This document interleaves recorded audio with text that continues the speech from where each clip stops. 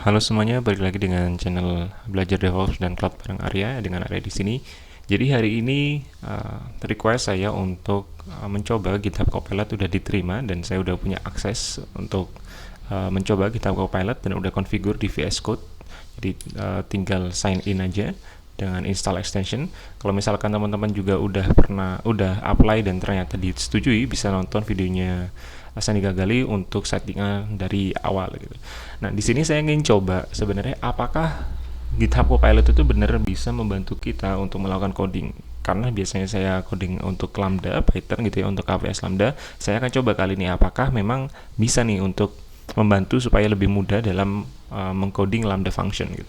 Kita bisa mulai seperti biasa ya, import JSON gitu untuk si Lambda function. Terus kita dev Lambda handler.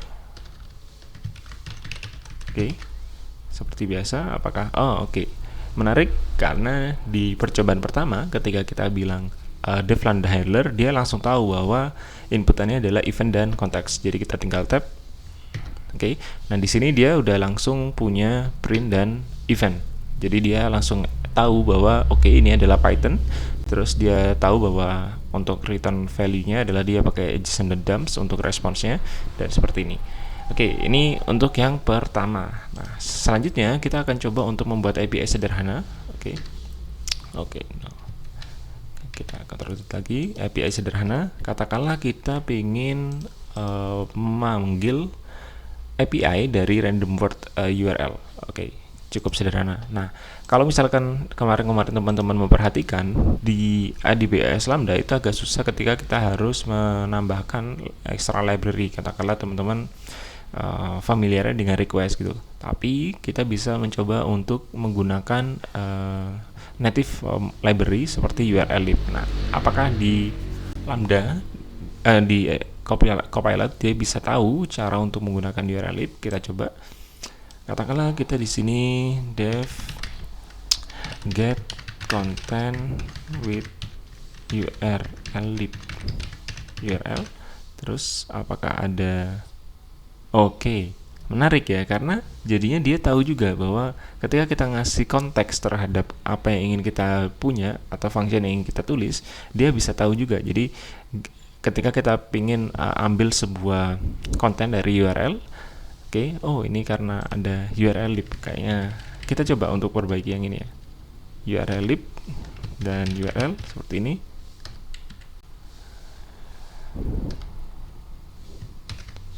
Oke, dia punya ini nggak? Apakah dia punya suggestion? Oke, kita enter. Nah, suggestionnya ternyata oke nih, karena dia jadi tahu kita perlu untuk import si URL lib.request karena sebelumnya kita belum import itu. Kemudian dia juga akan open URL dan akan return response-nya.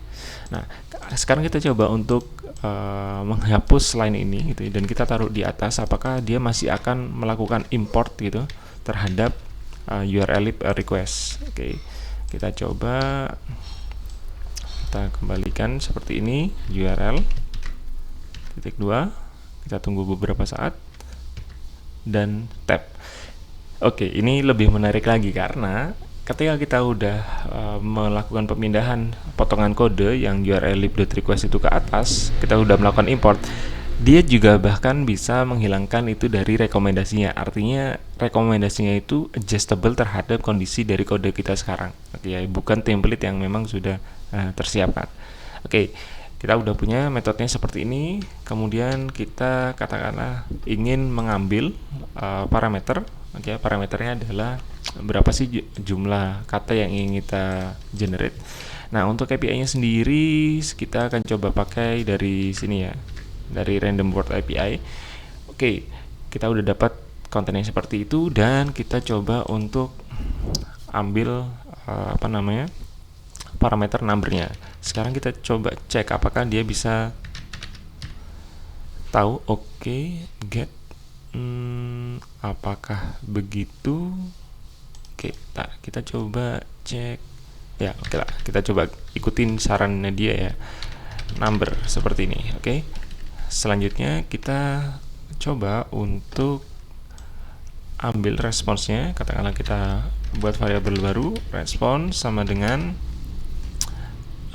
menarik ya. Dia langsung suggest bahwa ini loh si function yang bisa dipanggil. Oke, kita coba ikutin dulu apa yang dia mau, response, dan di sini untuk JSON dumps kita ganti juga ke response. Kita enter. Kita cek aja apakah ternyata kode yang disuggest oleh GitHub Copilot ini sukses untuk dijalankan. Oke, kita kopikan dan kita paste ke Lambda yang ada di AWS. Oke, ini adalah si API-nya, terus ini adalah Lambda Hello World. Kita coba paste ke sini dan kita deploy. Oke ya.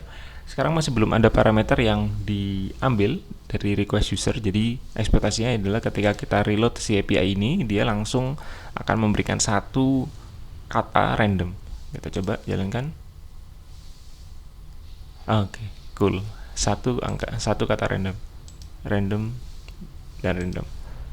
Oke, mungkin ada beberapa yang bisa kita improve ya. Contohnya kayak, kita coba improve lagi dengan ini, nggak usah kita decode, jadi tetap aja seperti ini. Oke, lalu seterusnya kita coba untuk ambil parameter dari user. Oke, katakanlah kita mau ambil, kita buat function baru, def get param from event.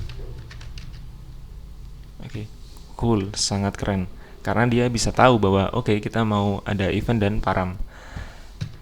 Asli ini sangat keren sih menurut saya, karena kalau kita lupa sintaksnya, dia juga tahu nih bahwa ini loh sintaksnya gitu. Jadi katakanlah tadi kita pengen ambil parameter number gitu ya dari dari request user gitu. Dia juga bisa tahu event query string param dan ini adalah tinggal paramnya aja. Jadi dia juga selain memberikan rekomendasi, dia juga memberikan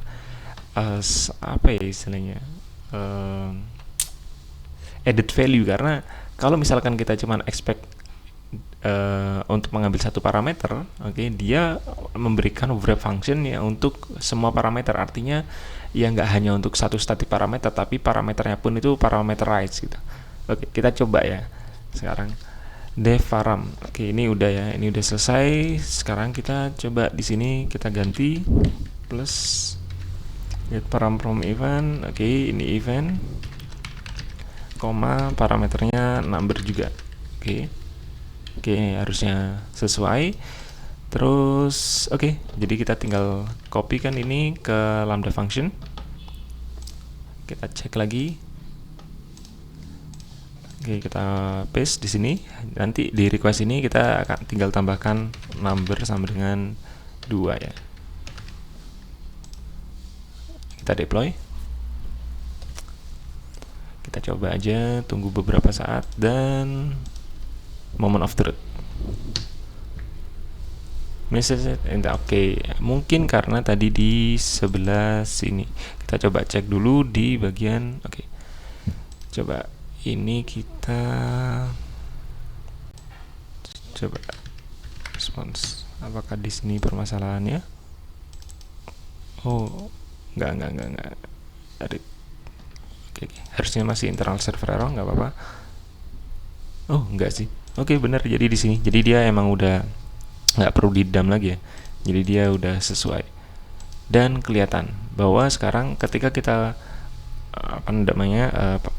berikan inputan berupa number, dia udah bisa menyesuaikan nih. Dan kode dari Copilot itu berfungsi. Menarik ya. Jadi ada banyak hal yang ternyata bisa dipermudah dengan GitHub Copilot gitu. Kita coba balik ke VS Code-nya. Nah, kalau misalkan teman-teman lihat di sini memang di output itu ada banyak sekali suggestion gitu. Ada log yang ditunjukkan bahwa ini adalah suggestionnya, kadang nggak ada suggestion dan seterusnya. Tapi overall menurut saya pribadi sih, untuk mempermudah proses dalam ngoding, iya membantu. Karena kayak tadi ya, kita paling nggak bisa memotong waktu untuk untuk googling, karena dan juga hasilnya juga langsung relate terhadap konteksnya. Kayak tadi kita ingin ambil konten dari URL tertentu dengan URL lib, selama kita bisa memberikan nama function yang sesuai, itu bisa masuk. Dan juga ketika kita ingin mengambil parameter dari event, itu juga bisa masuk. Bayangkan ketika tadi nih tanpa GitHub Copilot, ketika kita bilang event, ketika kita cuma titik itu dapatnya function ya. Nah, tapi ketika kita berikan kurung siku seperti ini, nggak ada nih autocomplete yang bisa kita gunakan. Nah, GitHub Copilot membantu kita untuk tahu, ternyata namanya adalah query string parameter nih untuk mengambil parameter tertentu dari get request, seperti itu. Jadi so far menurut saya GitHub Copilot membantu kalau misalkan kita ingin melakukan coding. Padahal sampai level ini ya, mungkin nanti kita akan coba untuk memanfaatkan GitHub Copilot untuk melakukan coding hal-hal yang lain. Mungkin katakanlah ada 2 project yang ingin saya coba kerjakan, nanti kita akan coba lihat apakah GitHub Copilot memang sangat membantu sampai level tertentu. Oke, sekian dulu video kali ini. Kalau misalkan kalian rasa video ini bermanfaat, silahkan tuliskan komentar dan juga like dan share video ini. Sampai jumpa di video selanjutnya.